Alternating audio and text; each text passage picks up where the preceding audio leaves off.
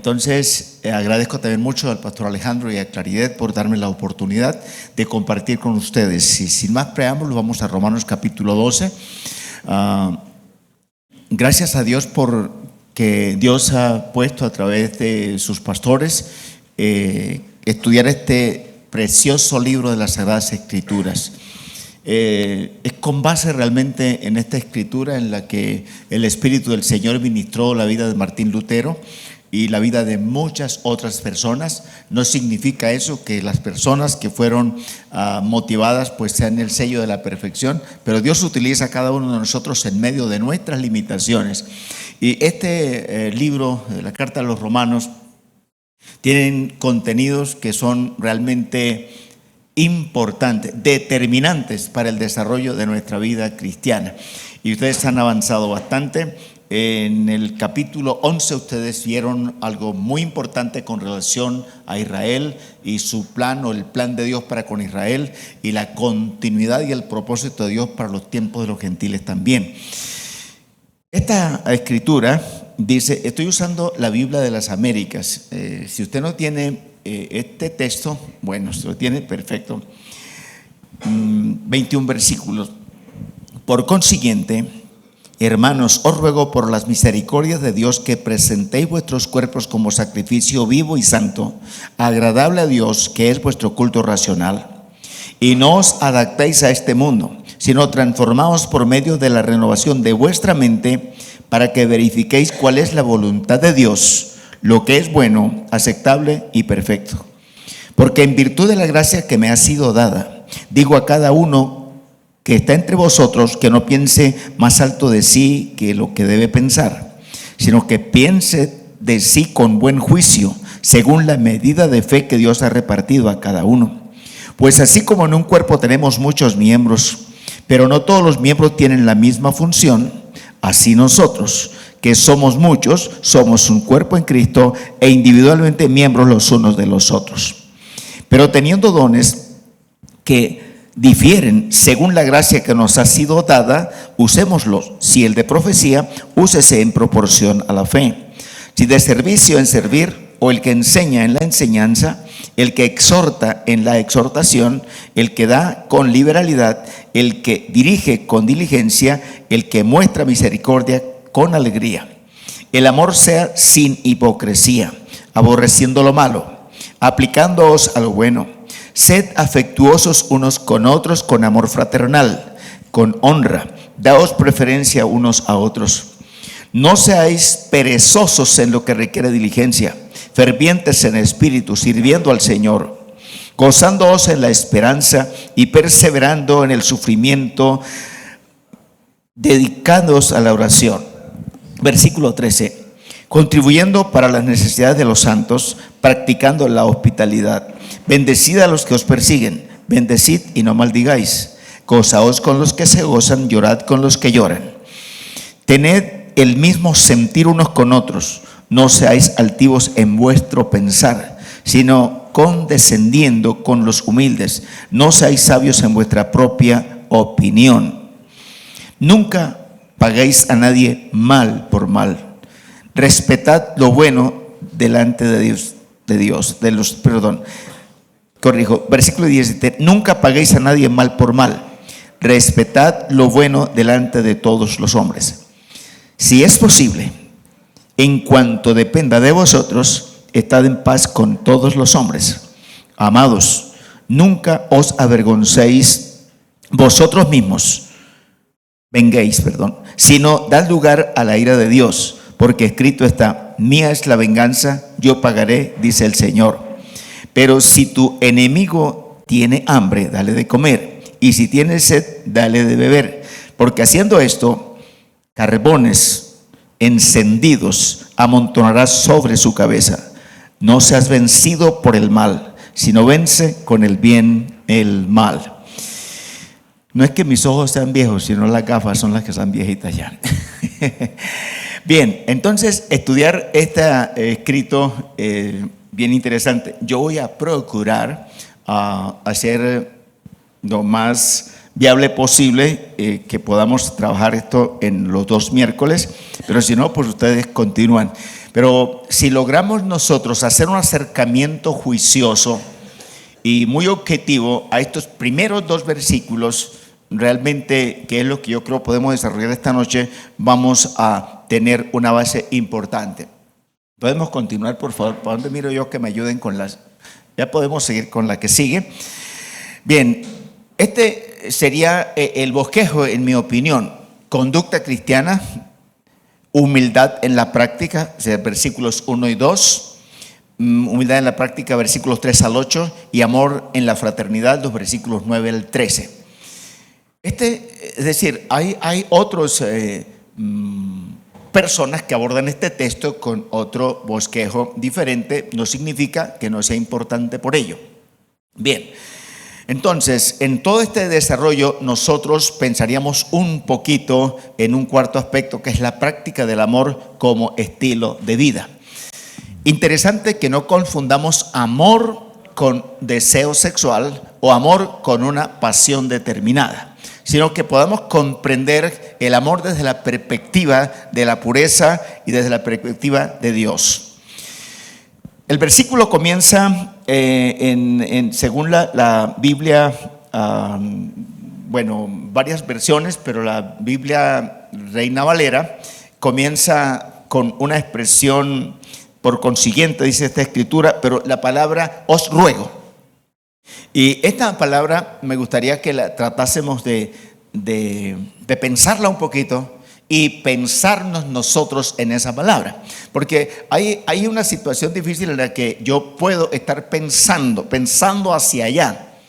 Pero el hecho es cuando yo estoy inmerso en aquello que estoy pensando, entonces hago realmente un acercamiento. Hay varias versiones, obviamente, y hacen una traducción diferente de esta palabra. Por ejemplo, la Biblia del Jubileo habla del os exhorto. Esta Biblia de las Américas dice ruego. Otras versiones hacen ese mismo concepto de el ruego. Pero la palabra, dicen los estudiosos del griego Nuevo Testamento, que la palabra que utiliza Pablo aquí es paracaló.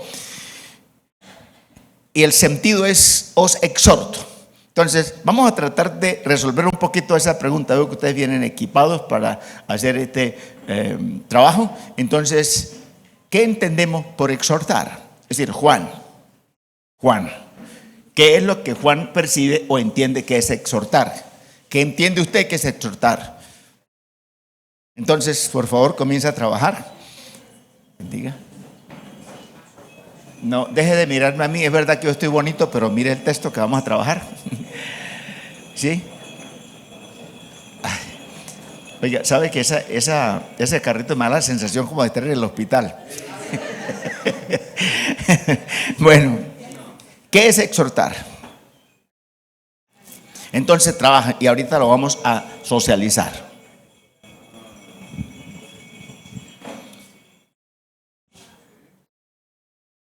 Yo he escuchado a muchos hermanos decir, le pegué una exhortada para que respete.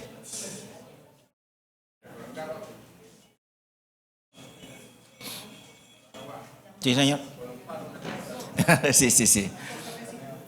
No, mi hermana, gracias. No, yo voy a tomar agüita ya. La religión me prohíbe tomar café y a esta hora.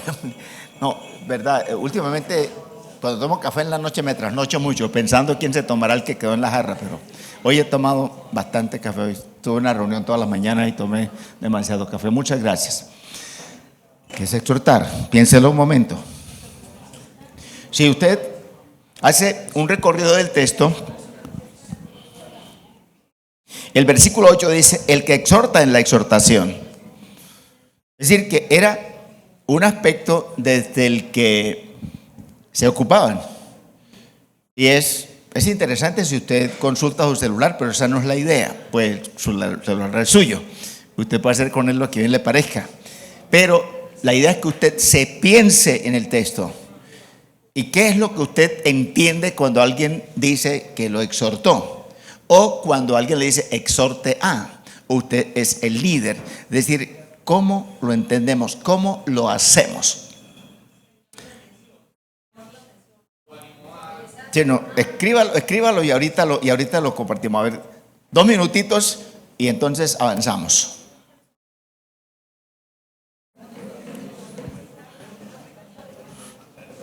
Sí.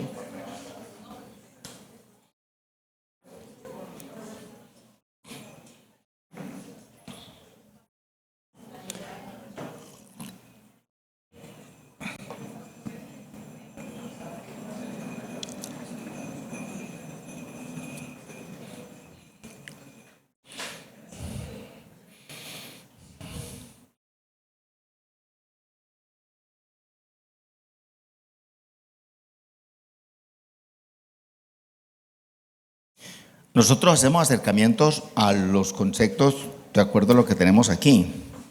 Todavía estábamos leyendo con alguien la palabra y aparece la expresión Israel será vejado. Entonces la persona hace una pausa y es alguien que se ocupa en predicar. Y me dice, ¿es cierto, pastor, que aquí lo que está diciendo es que Israel está envejecido? ¿Entiende? Sí. Entonces uno puede pensar también que será exhortar. Y algunos lo escriben sin H. Se golpea más fuerte. Listo, vámonos entonces a tratar. Ahora sí puedo escucharlo. ¿Qué es lo que opinan ustedes que es exhortar? Unas 2 o 3 personas por aquí. ¿Sí? Perfecto. La hermosa nieta Alejita en compañía de la hermosa nieta María. Solicitar, animar, regañar y corregir. Bien, eso está muy bien. Que sea verdad no sé, pero eso está muy bien.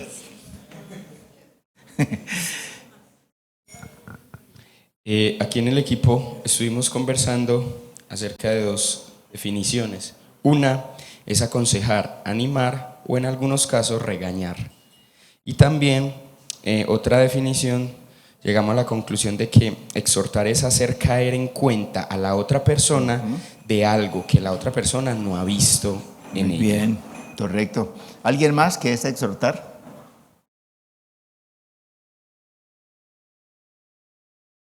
Por aquí las hermanas que estaban dando una opinión hace un momento. No, yo dije fue como llamar la atención. ¿Cómo Llamar la atención. Eso. Sí, puede ser. Sí. Eso es más o menos como el que llega y hay una discusión entre 2 hermanos. El uno afirma que Ecuador es la mitad del mundo y el otro dice, no creo, eso a mí no me cabe aquí, no lo acepto, no lo creo. Entonces siguen discutiendo y le preguntan al que está ahí como observador, ¿usted qué opina? Dijo, yo realmente no tengo ninguna opinión, la única recomendación que haría es que si no pueden creerlo vayan a medirlo. Entonces vamos a tratar de acercarnos. ¿Podemos seguir, hermano, con las diapositivas, por favor, si es tan amable? Os ruego. Esta expresión, dicen los estudiosos, está cargada de un gran afecto, está cargada de ternura. Noten que la expresión ruego es algo así como le suplico. Recuerden ustedes en esa última etapa del juicio del doctor Uribe ante la jueza, él usó una última parte diciendo, le suplico, señora jueza, que me absuelva. Eso es un ruego. ¿Entiendes? Yo no estoy diciendo que es lo correcto, que no es lo correcto, no sé, pero quiero decirle que ese es un ruego. Ese es más o menos el uso que tiene es cuando alguien está a punto de ser ejecutado, de quitársele su vida. Y él hace un ruego, no me mate. ¿Entiendes? Es un ruego. Pablo dice, algunos estudiosos del texto, que está con una carga emocional muy fuerte realmente de su corazón. Una exhortación está revestida también de autoridad. En el capítulo 14 de Primera de Corintios, el versículo 37 dice, pero si alguien se cree espiritual o profeta, reconozca que lo que yo le estoy diciendo es palabra del Señor o es la revelación de Dios. Entonces, cuando hay una exhortación, debe estar acompañada de una motivación pura, genuina. Debe ser realmente importante hacerlo. Exhortar es venir al lado de alguien para ayudar. En En San Mateo, capítulo 18, dice que cuando alguien cometiera una falta, entonces alguien se debe acercar y decirle esto. Pero hay una expresión que se utiliza allí, para no quedarme tanto narrando el texto, dice: ve y repréndelo. Si tu hermano ha pecado contra ti, ve y repréndelo. Para nosotros, en el español nuestro, ¿qué es reprender? Regañarlo. Si es posible, pegarle un apretonazo contra la pared. Sacudirlo. Llamar la atención. ¿Te embobó? ¿Qué le pasó? La palabra que está usando Pablo allí es alexón, por repréndelo, que tiene mucha relación con paracaló. Y en este caso aquí es convencerlo, que usaron por aquí esa frase. Entonces es acercarme al lado de alguien. No es gritarlo, no es reprenderlo como nosotros entendemos por reprender, sino convencerlo de que cometió un error, de que lo que está haciendo no es correcto. Gálatas 6:1 dice: si alguien fuera sorprendido en una falta, vosotros que sois espirituales, restauradlo con espíritu de mansedumbre. Si una persona se cae en una cisterna, y diga usted que la cisterna tiene 10 metros de profundidad como mínimo, y cayó allá, pero cayó porque él estaba enajenado, estaba bajo los efectos de X sustancia, y no vio la cisterna y cayó. Entonces hay dos personas que realmente se acercan a la cisterna, y uno le dice: si ve, de pronto se hace el familiar, si ve, borracho, vicioso, eso está bien mío, chupe, ahí tiene. Si ve que es decir, lo que le hace es darle una regañada de esa de padre y señor, y el hombre está allá de pronto con una pierna rota, no sé qué, pero el otro está allí y llega y le tira una cuerda y le tira unos trapos en la cuerda y le dice: póngase esos trapos donde no lo maltraten y agárrese que yo lo voy a sacar de ese hueco. Ese que está allá lo que necesita realmente es que lo ayuden, no es que le digan por qué se cayó en el hueco. Entonces, cuando nos equivocamos nosotros y fallamos, y los que podemos ver a ese que falló, entonces nos tenemos que acercar para convencerlo. Otra vez el concepto de alexón es pararme al lado de la persona y decirle: no lo estás haciendo bien. Esa no era la manera correcta. Pero tiene que estar cargado de ternura y de amor en Cristo Jesús. Porque yo puedo usar mi posición de que yo no soy el que estoy cometiendo ese pecado ni esa falta. Entonces puedo yo mismo autoposicionarme de una condición de autoridad y tratar de aporrear al otro. Entonces, para ayudar. No debe ser reprensivo ni reprensivo. Estos dos conceptos se parecen. ¿Entiendes? A veces nosotros somos muy reprensivos. Y la razón por qué no funciona a veces la manera de llegar con el evangelio a los miembros de nuestra familia es porque la mamá evangeliza con el garrote en la mano, o el papá evangeliza con el control en la mano. ¿Entiendes? Nosotros queremos que sí o sí recibes el evangelio, sí o sí obedeces, pero si al otro no le da la gana, nosotros los predicadores decimos: quiero que vaya conmigo a este texto, quiero que haga, eso es lo que yo quiero, pero si usted no quiere, ¿quién lo obliga? ¿Entiende? Permítame decirle en buen español: si a usted no le da la gana, yo no puedo hacer nada. ¿Entiende? Entonces esa idea realmente tampoco es represivo. Son dos aspectos que se parecen. Avancemos a la siguiente, por favor. La exhortación debe tener una conducta misericordiosa. Observe que él dice: por consiguiente, hermanos, os ruego por las misericordias de Dios. Os ruego. Es decir, esta labor de hacer la exhortación es de ayudar y tiene que estar acompañado de misericordia. Realmente la palabra misericordia es una palabra compuesta y su raíz es miserable, miserable. Pero la otra es aquella que hace la parte de la provisión para aquel que está en esa condición de miserable. El sentido de esta palabra es la bondad que se ejerce hacia el culpable y miserable. En este caso es la bondad que Dios ejerce hacia el hombre o el ser humano en esa condición de culpable y de miserable. Es compasión. ¿Cómo acercarse al otro para comprender cómo vive su tragedia? ¿Recuerdan que una vez el Señor Jesús, dice el Evangelio de Mateo, caminaba y dice que vio a las multitudes como ovejas que no tenían pastor y tuvo compasión? La palabra que nosotros usamos para compasión, por razón de la regla en español que antes de B y P se escribe M, pero realmente esta palabra debería ser escrita con N. Lo que Cristo hizo fue que miró a esta gente con pasión, con un dolor adentro. La palabra ahí es esplanón. Y esa palabra es aquello que se siente adentro, que lo sacude adentro, en su ser interior. ¿Entiende? No es cuestión de conmiseración.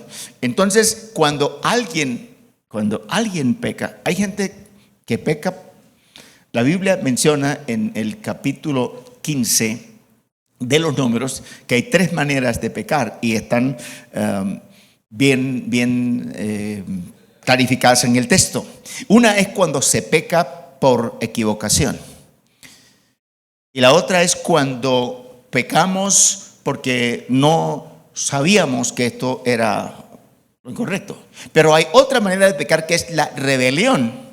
Y las 2 primeras maneras de pecar tienen una provisión para el perdón. Pero la rebelión no es un pecado que se absolvía dentro de la condición de ese pueblo de Dios. Ahora bien, entonces, cuando nos acercamos a alguien, en el caso de escuchar a alguien, nosotros tenemos varias maneras y hay varias técnicas para escuchar, como por ejemplo la escucha activa, es una técnica importante, o la escucha empática, muy importante. Pero una que es determinante es escuchar para entender. Cuando yo escucho para entender y entiendo por qué esa persona se arrancó la uña, por qué esa persona se dañó el pie, por qué esa persona llegó a donde llegó, entonces el que escucha. Otra técnica es escuchar para responder, que es la que más usamos nosotros. Todavía no ha terminado el otro. ¿Y usted qué va a decir? ¿Y usted qué tal cosa? Acuérdese que esto, acuérdese, es decir, y ahí sí se activa la memoria. Y le sacamos todo su pasado. Pero cuando escuchamos para entender, para comprender, entonces tenemos misericordia, entonces comprendemos su tragedia. Hay personas en la fe viviendo unas tragedias realmente duras. Y el propósito de la Escritura es cómo podemos nosotros realmente ayudar desde allí. Exhortar es no olvidarnos de lo que Dios ha hecho por nosotros. ¿Cómo es que hay un dicho por ahí poquito callejero que dice que el que ahora es cura no se acuerda cuando fue sacristán? ¿Sí lo han escuchado? ¿No? Bueno, entonces aprendan ese versículo nuevo. ¿Entiendes? Es decir, ¿sabe? Yo casi no me acuerdo de los que tienen hambre cuando yo estoy lleno. Cuando yo tengo mis necesidades de alimentarme satisfechas, yo no sé, no me preocupan los pobres. Pero cuando he tenido un momento de no tener alimentos, por ejemplo, hay ocasiones cuando he podido ayunar y estoy en aquellos momentos en los que yo tengo un deseo, mi organismo está pidiendo alimento a gritos, es cuando me acuerdo de los pobres, cuando no tengo ni para mí ni para darle al otro. Entonces, es importante que hagamos ese volver en sí. ¿Entiendes? Es decir, en mis situaciones, yo recuerdo en mi tiempo de adolescente y cómo me ayudaron personas a las que recuerdo con mucha gratitud. Y otros que me maltrataron usando la autoridad y posicionamiento que tenían en la fe. Y yo asistí feliz cuando fue el funeral de ellos. No hice nada para matarlos, pero ¿verdad? ¿Entiende? Pero uno tiene esa diferencia a recordar. Entonces, ¿cómo debe usted actuar? ¿Cómo yo debo actuar de tal manera que nos puedan percibir como alguien que ayuda, como alguien que está para ver mi dolor y desde su posición poderme dar la mano para avanzar? Seguimos, por favor, hermano.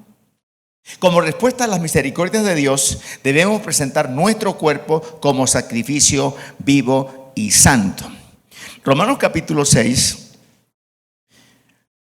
Este es un aspecto, es decir, como resultado de esas misericordias que Pablo menciona, él está dando aquí unas instrucciones que ya ustedes las vieron en su momento, pero dice lo siguiente, en el capítulo 6 de Romanos, el versículo 11 hasta el versículo 13, podemos tomar todo el pasaje.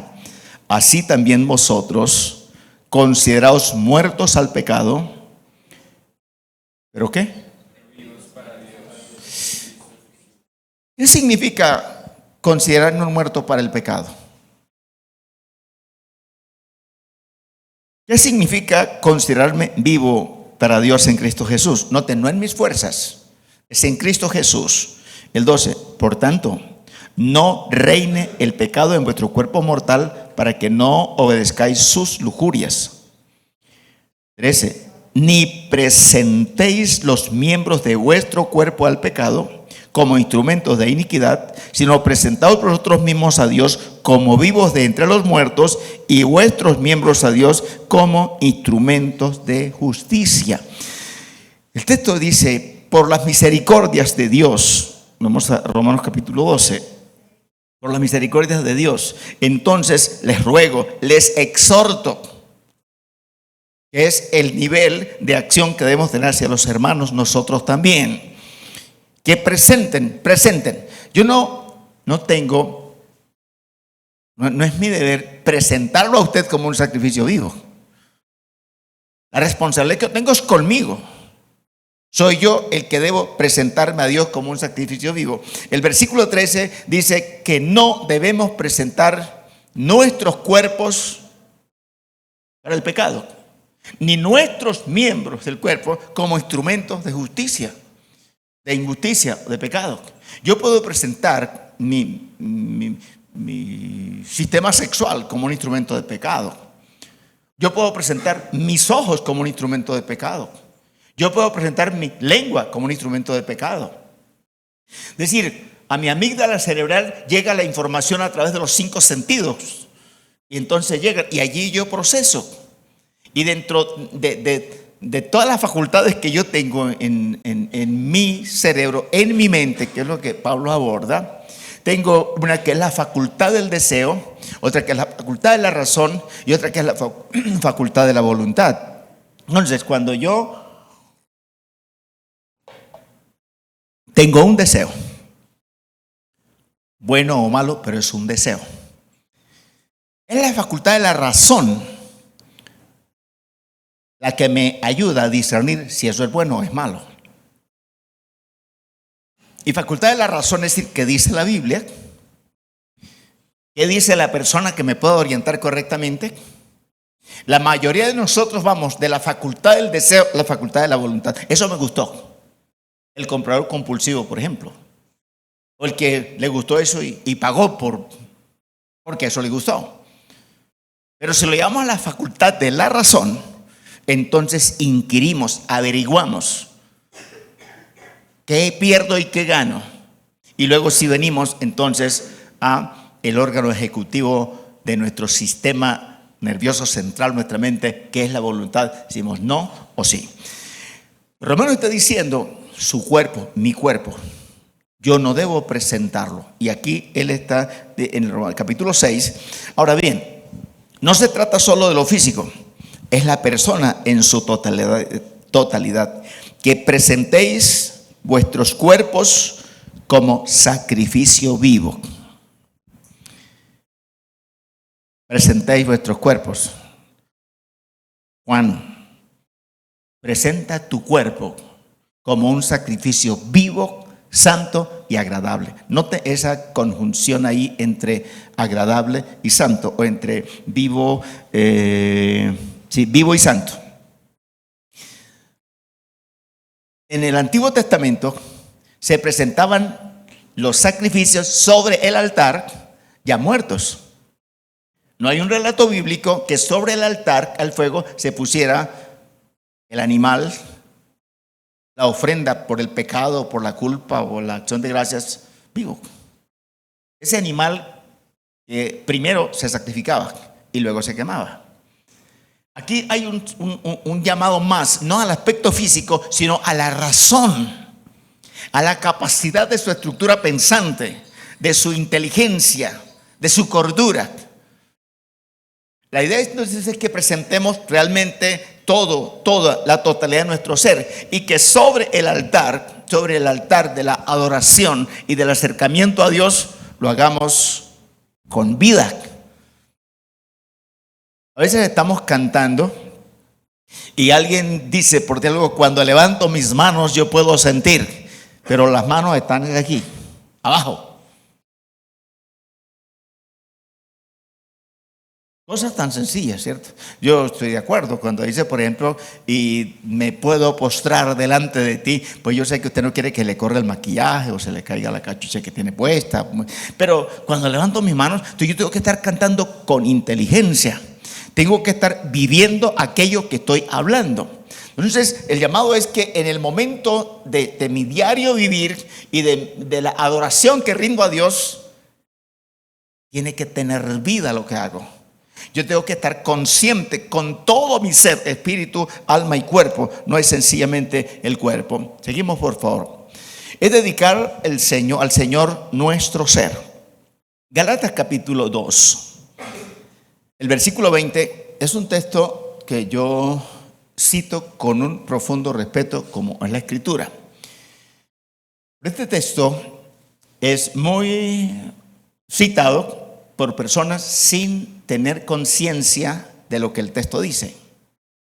Lo primero que Pablo dice ahí es: ya no vivo yo. Él dice: con Cristo yo estoy crucificado. Unas versiones dicen: yo ya fui crucificado con Cristo. Y alguien que está crucificado no puede hacer lo que le da la gana. Alguien que está crucificado ya realmente está muerto. ¿Qué tanto es el señorío de Cristo en mi vida? ¿O es sencillamente una confesión, como citar cualquier expresión filosófica o cualquier idea bonita, pero decirlo como Pablo lo estaba expresando y como uno puede encontrar su testimonio en las Escrituras, es porque realmente él tenía el convencimiento de que ya él había muerto a sus deseos? Pero a su vez, esa expresión de que estaba muerto a sus deseos no esconde la realidad de sus luchas.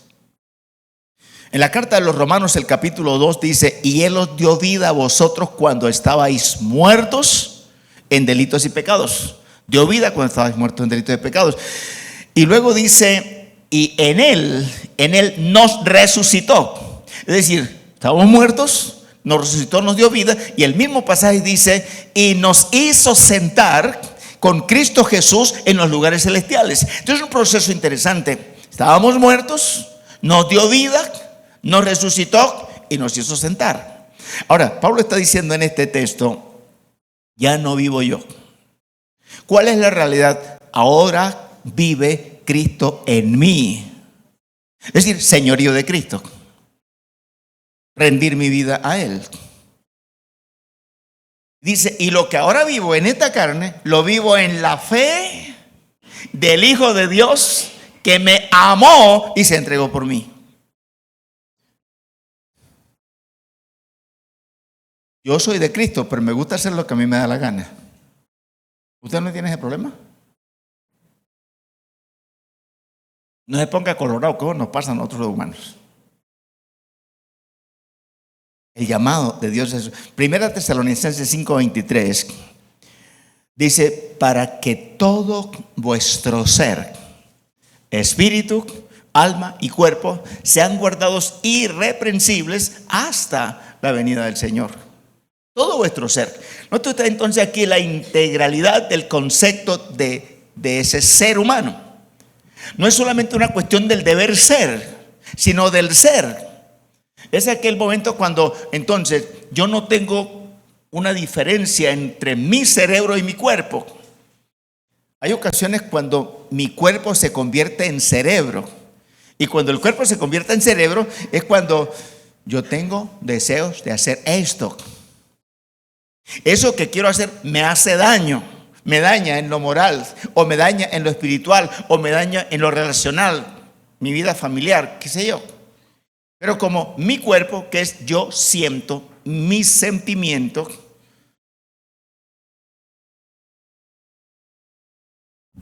los pensamientos es el lenguaje del cerebro, pero los sentimientos son el lenguaje del cuerpo, es el pedido. Entonces, yo tengo que tener la claridad que todo mi ser, todo.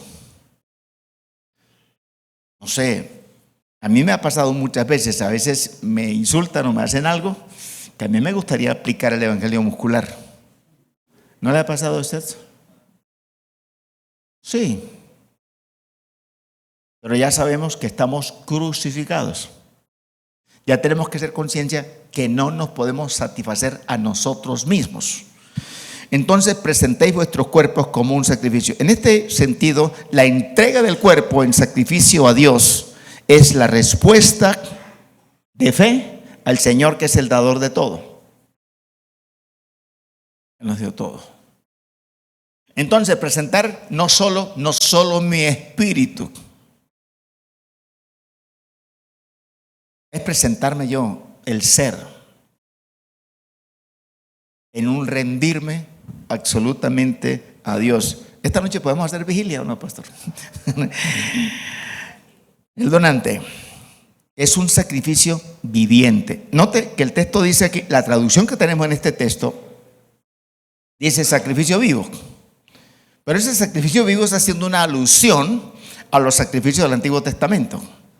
Pero cuando usted lee Génesis capítulo 2, versículo 7, dice la Biblia que formó Dios al hombre y fue este hombre un ser viviente. Ser viviente es diferente a ser vivo. Vivo es que yo me quede medio dormido y usted me mete la mano al bolsillo. Eso es ser vivo. ¿Cierto? Sí, sí. Pero vivo es una planta, vivo es un animal. Vivo es mi parte biológica. El Nuevo Testamento utiliza dos expresiones para vida. Dios, que habla de la vida biológica, y Zoe, que habla de la vida espiritual. Entonces, cuando el texto está hablando del ser viviente, es que tiene trascendencia, es que va más allá de esta vida biológica y que tiene realmente un futuro. A esto está llamando el Señor a través de Pablo para decir: presente su cuerpo como ese sacrificio vivo. Es un culto racional, o dicho, es un culto con la razón, con la inteligencia. Una vez estábamos con una familia y un niño, recuerdo su nombre, era Obed. Tenía quizás 7 años. Entonces, hay una vela, se fue la energía, y entonces prendieron la vela, era más o menos 6:30 para 7 de la noche, y el niño se acerca y primero mira al papá y viene así con el dedo a meterlo, y el papá le dice: Obed, te vas a quemar. Y Obed hizo acá, capturé la atención del viejo. Entonces otra vez va al otro lado y viene lento: oye, que te vas a quemar. Y se fue. Y yo le digo al papá: si el niño vuelve otra vez y él intenta meter el dedo, no le diga nada, por favor. Déjelo que ponga el dedo y verá que es lo que está, es sencillamente llamando la atención, y de esa manera lo controla usted, porque era la dificultad que ellos tenían, que el pelado siempre hacía como a todos lo que él quería hacer. Cuando él viene, entonces él va levantando la mano. El papá lo que hace es que toma el lugar de la vela y se la va acercando al dedo. Bueno, póngala. Pues. Dijo así: para que me queme. Entonces él sí sabía qué quería. Este hecho, el culto racional tiene que tener inteligencia, tiene que tener conciencia. No es algo que yo hago porque otros lo están haciendo. Cuando yo vengo al servicio, cuando yo me arrodillo, yo tengo que saber que si yo tengo una devocional, esta devocional tiene que tener devoción. Yo no tengo que ser un religioso, tengo que tener vida en lo que hago. Ese es el objetivo que dice la Escritura, hacer este culto. El versículo 2, que es bien interesante, también dice: no os adaptéis a este siglo. La palabra usada por Pablo aquí para siglo es edad. Bueno, el versículo 2, miremoslo. Y no os adaptéis a este mundo, sino transformaos mediante la renovación de vuestra mente, para que verifiquéis, ahora el término sería validéis, cuál es la voluntad de Dios, lo que es bueno, es aceptable y lo que es perfecto. En la práctica, ¿qué es eso? Pregunta para que la discusión que usted está haciendo. ¿Qué es no adaptarse a este mundo?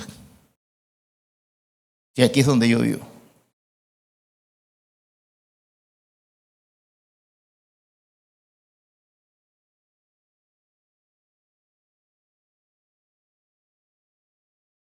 Otra versión dice: no os conforméis. ¿Por qué nos medimos los zapatos cuando vamos a comprar zapatos?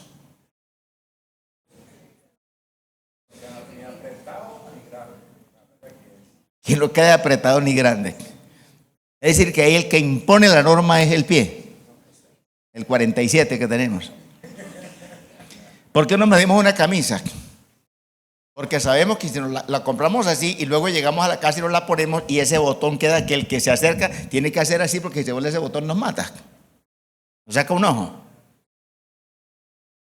Entonces no es la camisa la que tiene que adaptar al cuerpo. ¿O sí? ¿Quién impone el molde? ¿El pie, el calzado, su abdomen o la camisa que tiene que comprar? ¿Estamos ahí? Bueno, escríbalo y al final lo puede compartir. Si podemos seguir la diapositiva, por favor, hermano. Bien. Es bien interesante este versículo 1 o el versículo 2 que está usando Pablo. Al creyente se le exhorta a presentarse en sacrificio vivo. Número 1. Esta es la demanda para el creyente. No es un sacrificio cualquiera.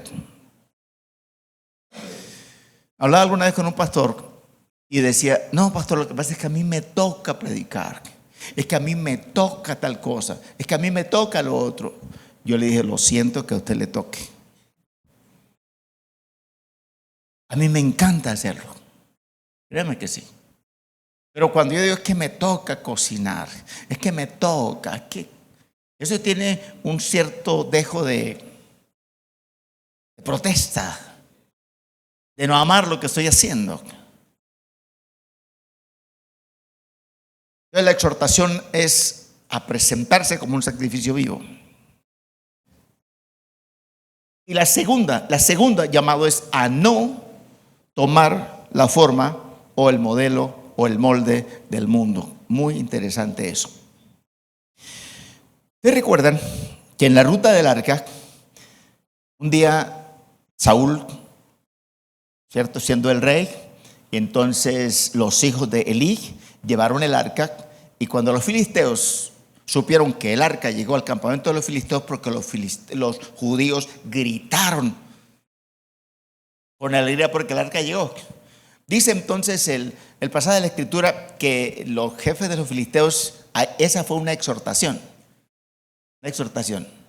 Filisteos, esfuércense, sean hombres. Esta era una proclama que hacía, que es donde nace la palabra en el Antiguo Testamento para exhortación. Es una motivación. Esfuercen, sean hombres, peleen, vamos a ganarle a esa gente. ¿Vieron ustedes la selección Colombia el domingo? La femenina, cuando se reúnen, man, y esa era una proclama. Eso es exhortación. Nadie está censurando a nadie, sino nos juntamos, vamos, podemos. Entonces los filisteos hacen eso, capturan el arca. El arca demora cerca de 40 años en un lugar, en el otro, en el otro, en el otro. Cuando David llega a ser rey, entonces David se interesa y dice, voy a llevar el arca. El arca fue transportada por el sistema de los filisteos en un carro tirado por unos animales. Y no pasó nada. Y el arca llegó a la casa de Obed-edom y allí la dejaron y bien. Pero cuando David quiso hacerlo, entonces fueron otra vez los que iban con él y tomaron ahora bueyes, ahora tomaron el arca y la pusieron en un carruaje. Y cuando iban de camino, uno de los bueyes tropezó, Pérez Usa extendió su mano para tener el arca y murió. Una conflagración de su cuerpo total. Este texto a mí me llenó de mucho dolor muchas veces. Yo dije, Señor, ¿cómo uno intentando hacer algo bien me parecía algo, no sé, injusto? Yo lo digo con respeto porque es Dios el que toma esa decisión. Pero ¿por qué lo mató? Pero bueno, pasan unos días, el arca entonces va a otro lugar. David convoca a su gente, buscan en la ley, buscan en la escritura y encuentran que el arca, de acuerdo a la normatividad de Dios, no tenía que ser transportada en animales ni por tracción animal, sino sobre los hombros de los sacerdotes, ni siquiera de los levitas, los sacerdotes. Y luego los llama y les dice, vengan, purifíquense para que transportemos el arca, porque por no haberlo hecho así, Jehová nos quebrantó.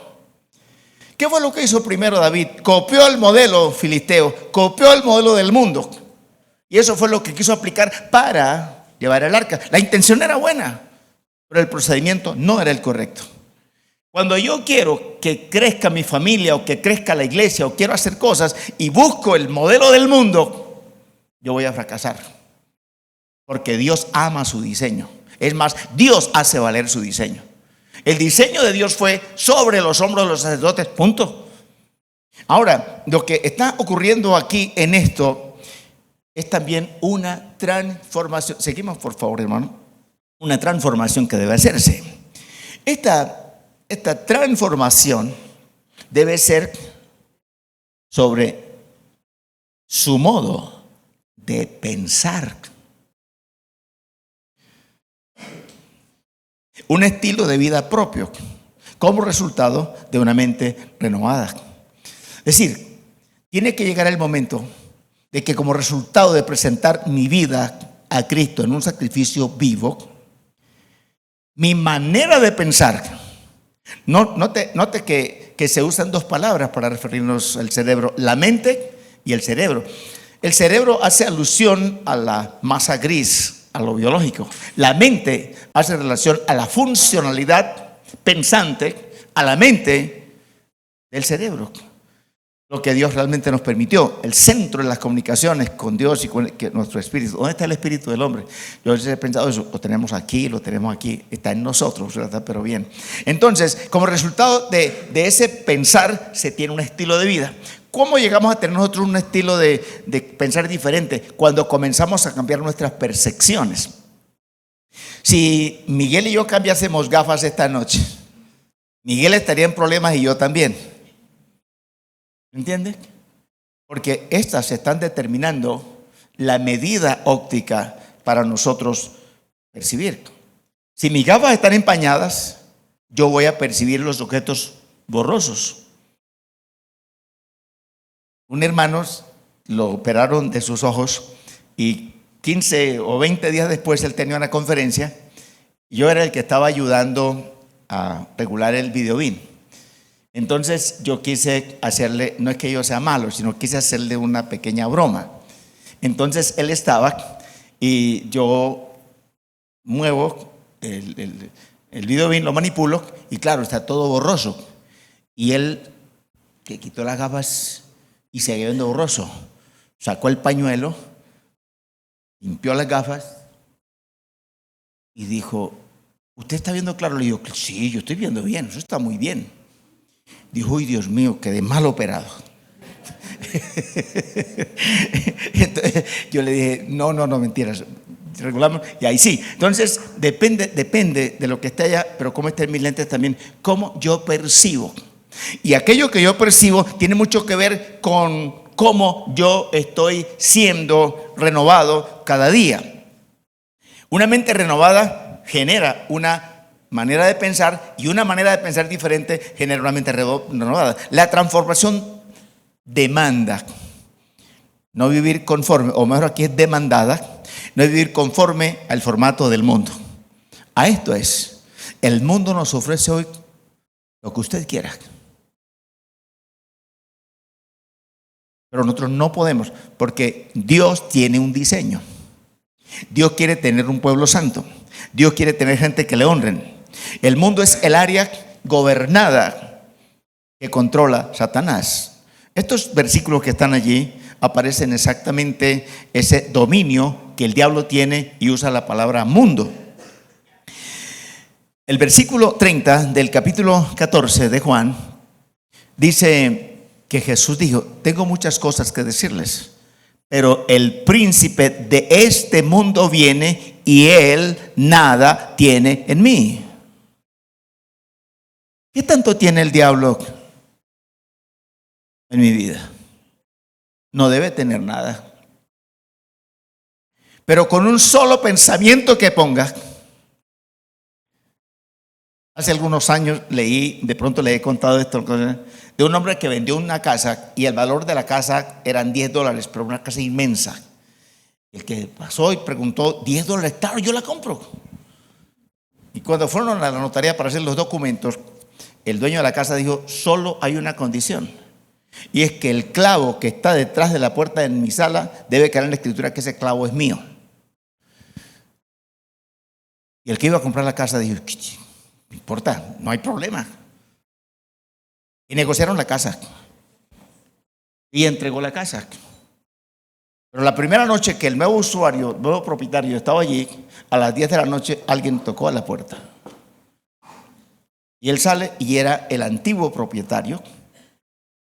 Se quitó su sombrero y dijo: denme permiso que voy a usar el clavo, voy a poner mi sombrero en el clavo.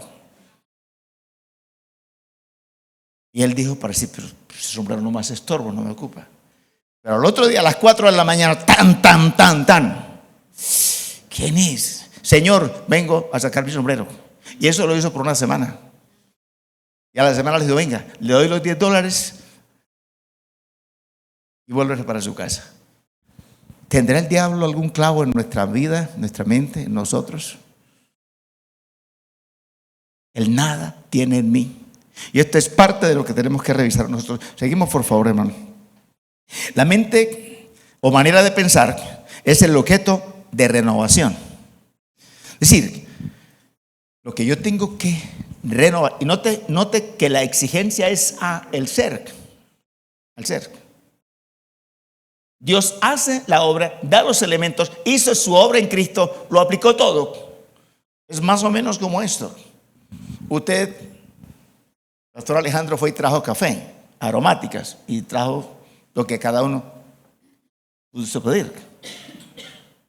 Pero él lo trajo, usted lo tomó, lo tiene. Si a usted no le gustó porque estaba salado, porque tenía dulce, porque estaba muy amargo, porque no, problema suyo, ¿verdad? Pero el Pastor Alejandro no llega a abrirle la boca a usted y a echarle el café. Si no lo quiere tomar, ¿listo? No hay problema. Dios ha hecho su obra. Y usted y yo tenemos que tomar la decisión de alinearnos. Ese es el concepto del dikaiote, la justicia. Alinearnos con la justicia y el propósito de Dios. Efesios capítulo 4. No sé si alguien me quiere ayudar con estos versículos. Una voz constante, tronante y fuerte. Versículos 17 al 25. Efesios capítulo 4.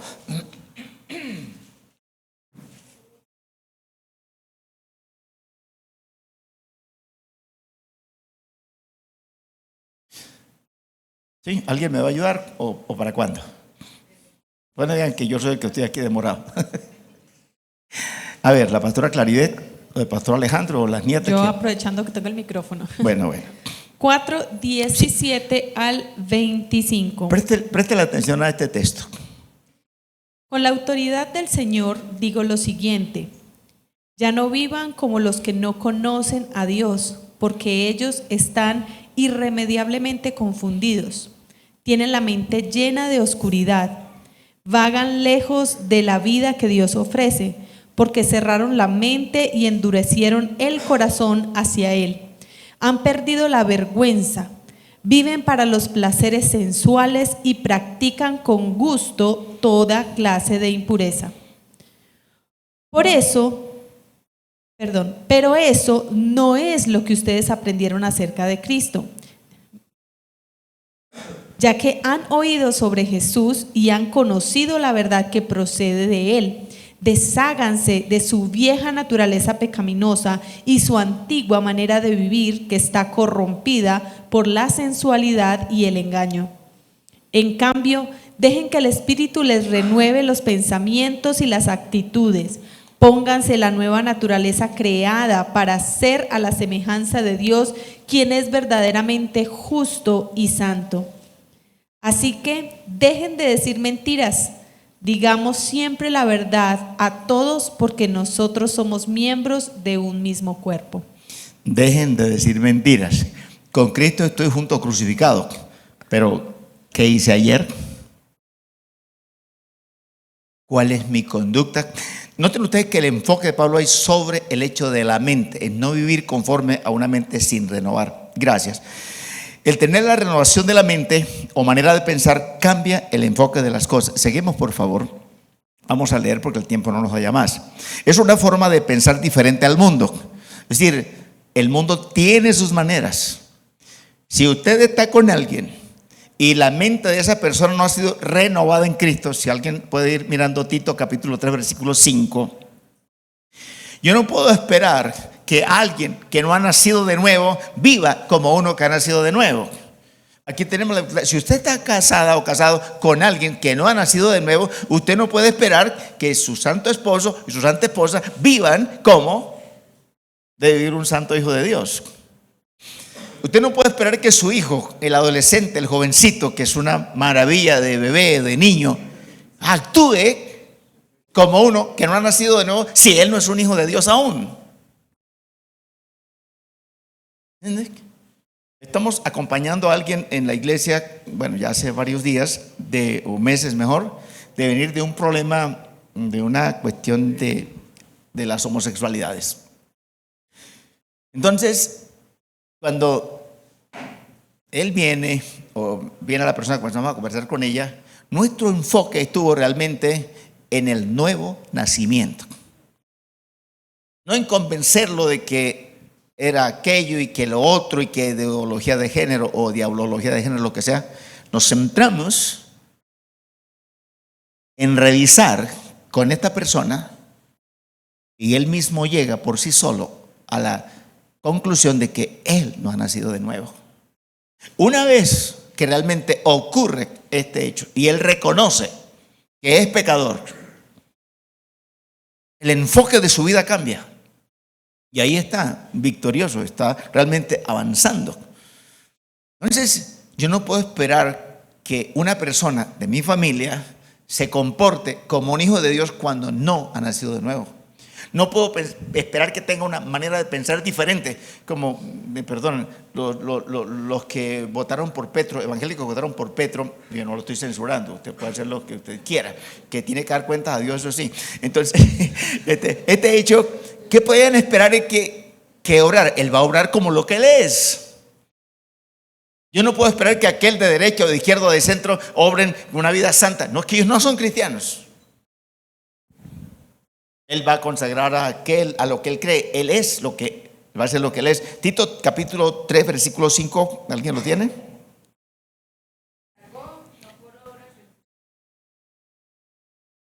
Sino por su misericordia, por el lavamiento de la regeneración y por la renovación en el Espíritu Santo. Dos cosas.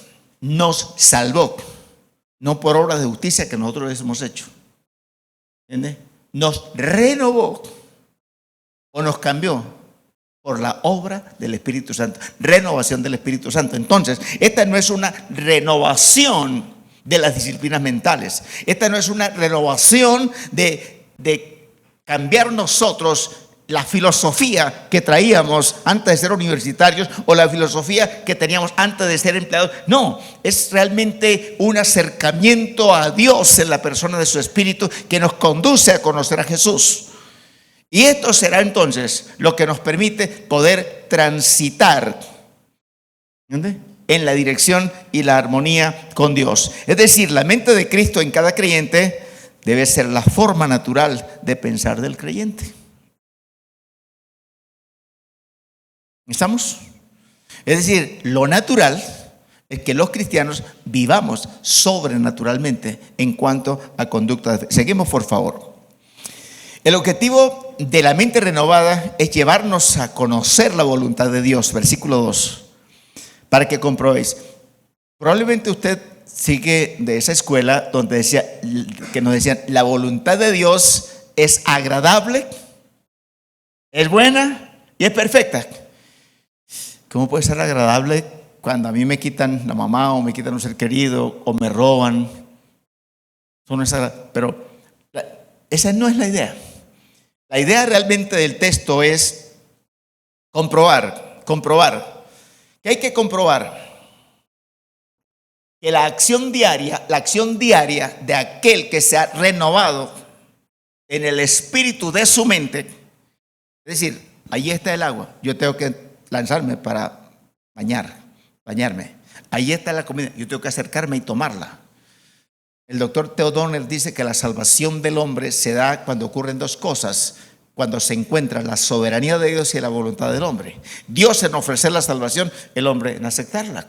Entonces, nuestro triunfo en la renovación de nuestra mente se da exactamente cuando aceptamos lo que Dios nos ofrece. Bien, es la acción diaria del creyente, es decir, hacer la voluntad de Dios. Seguimos, por favor, hermano. Hacer la voluntad de Dios tiene tres aspectos importantes, y ahora sí les digo la verdad que ya vamos a terminar, ya casi. Primero, lo que es bueno, es agradable y es perfecto. Note que el texto está diciendo para que verifiquéis, para que comprobéis. La voluntad de Dios es la voluntad de Dios. Es su voluntad. Pero ¿cómo yo la tengo que entender? A mí me corresponde. Primero, pregunta para que usted haga el trabajito. ¿Qué debemos entender por estos tres aspectos? Si quiere, o como dijera Pablo Tremba, si le da la gana, escríbala. No, mentira. Yo como mal geniado esta noche. De verdad, si usted quiere escribirla y pensar en estos tres aspectos, bien.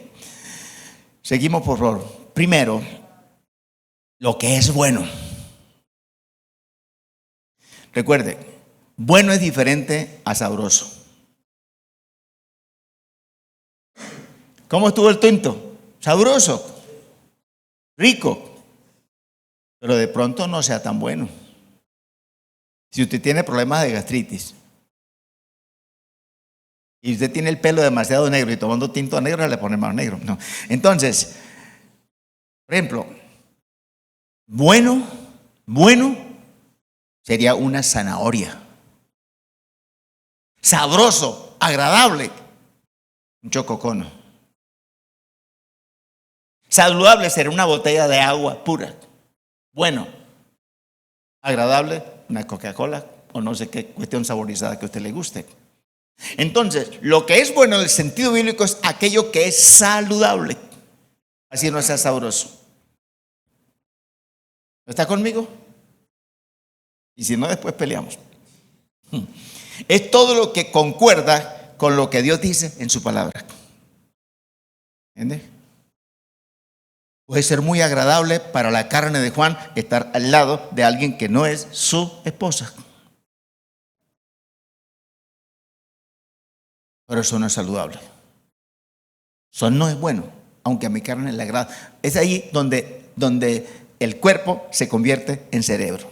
2, aceptable, agradable, es lo que satisface a Dios, lo que satisface las demandas de Dios. Primera Tesalonicenses capítulo 4 versículo 3 dice: la voluntad de Dios es vuestra santificación, que os apartéis de fornicación. Y tercero, perfecto es la identificación con la voluntad de Dios. Entonces, cuando nosotros logramos comprender esto, estamos bien. El Padre Nuestro dice, la primera petición es que el nombre de Dios sea santificado. La segunda es que el reino de Dios venga.